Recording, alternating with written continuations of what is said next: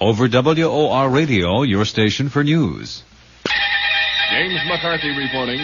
For up-to-the-minute reports, stay tuned to this station. Now, the news.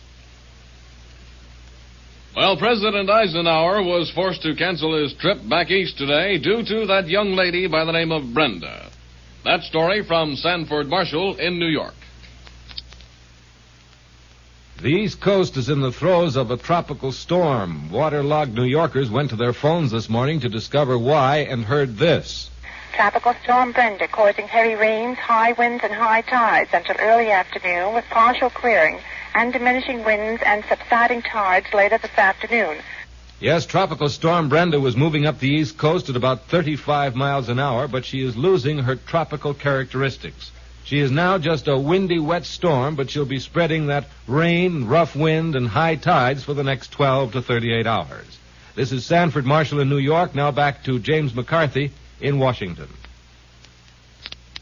And we'll have more news.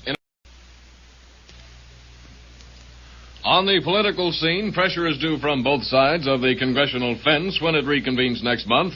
But the Democrats have made it known today there will be no stalling around about it. Ed Semprini reports from Kennedy headquarters, Cape Cod, Massachusetts. Running mates Senators John F. Kennedy and Lyndon B. Johnson today singled out medical care for the aged, housing, aid to education, and mutual appropriations as the key issues on the legislative calendar for the forthcoming session of Congress.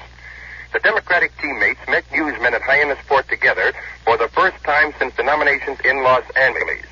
Johnson attacked the administration for what he called its lack of foreign policy, defense, and new ideas. Regarding the GOP convention, Johnson said, the big difference between 1860 and 1960 for them is Lincoln.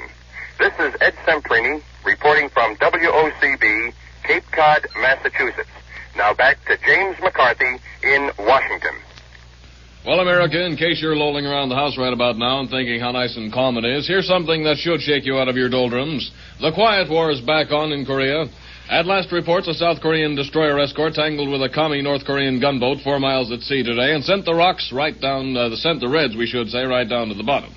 In a naval gunfight which lasted about 5 minutes, the rock craft engaged the enemy in what is the first confirmed battle and the first sinking of a commie vessel since the 1953 armistice ending the Korean War.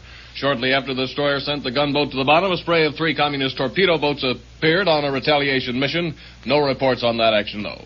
That's the news to now. James McCarthy reports.